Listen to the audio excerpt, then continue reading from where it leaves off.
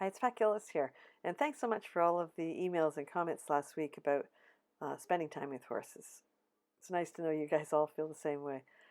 It's funny, I've actually had a lot of people in the last few days comment to me at the farm about how much enjoyment they get out of just watching the horses.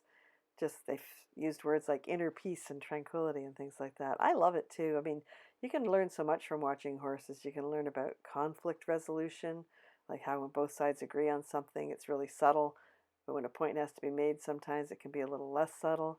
But more than that, I find what's fascinating to watch about horses is the amount of time they spend just grazing.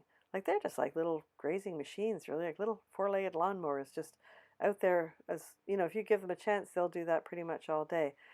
I mean, that's just how they're designed. If you look at the evolutionary path horses have taken when they kind of came out of the forest and became an animal of the plains, their jaw did get longer so that the distance between their eye and their mouth was longer and they could see over top of the prairie grass. But even more than that, in terms of adaptation, the horse can feel vibrations, like perhaps from a predator that's sort of looming somewhere. They can actually feel the vibrations through their teeth as they're grazing. And they actually have the same ability to feel those vibrations through their hooves as well. Now, the other day I was reading an article about something called grounding. I don't know if you ever heard of that. It's when you, like the practitioners of this believe that the therapeutic value is like through the roof, like that you can promote more healing, promote less depression, cardiovascular health, all sorts of things like that. And I guess part of the process is that you're taking your shoes off and actually touching the earth and getting grounded that way. I don't know.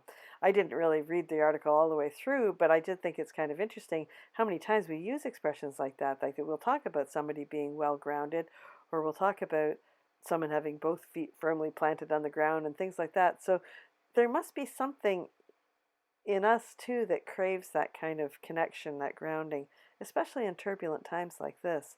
So even though we've probably lost a little bit of that talent that the horse has to feel those vibrations, there's probably a lot to be said for just the light touch of nature, especially in these turbulent times. And every chance you get, you should probably jump at it.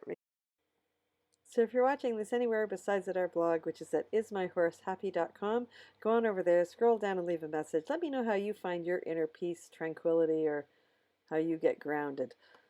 And in the meantime, have a wonderful week. Remember to thank your horse, and we'll talk to you soon.